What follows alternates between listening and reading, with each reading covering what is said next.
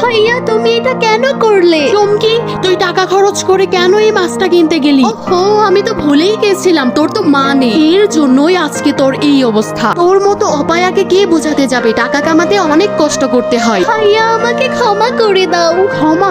এই অপায়া মেয়ে, তুই তো ক্ষমার যোগ্যই নস। এই লাতু একদম চুপ। তখন থেকে তুই চম্পাকে কি আজে বাজে বলছিস? বাবা আমি তোমাকে রান্না করে খাওয়াবো বলেই মাছটা কিনেছিলাম। দেখেছো বাবা, এই মেয়েটার কত সাহস, আবার মুখে মুখে কথা বলছে। একে তো এক্ষুনি বাড়ি থেকে বের করে দেওয়া উচিত। চম্পা, মা তুই তোর ভাইয়ার কথাই রাগ করিস না, যা গিয়ে এটা রান্না করে নিয়ে আয়। আমার মনে হয় আমি বোধহয় এই পৃথিবীর সবচেয়ে অসহায় একটা মেয়ে। ছোটবেলায় নিজের আপন মা বাবাকে হারিয়েছি, আর এখন আমার সৎ ভাই আমাকে একদমই পছন্দ করে না। বাড়ির সমস্ত কাজ আমি একা একা করি, তাও আমাকে বলা হয় আমি নাকি মা হারা অপয়া অলক্ষী মেয়ে। বন্ধুরা, তুমিও যদি আমার মতো মাকে ভালোবেসে থাকো তাহলে এই ভিডিওটিতে লাইক সাবস্ক্রাইব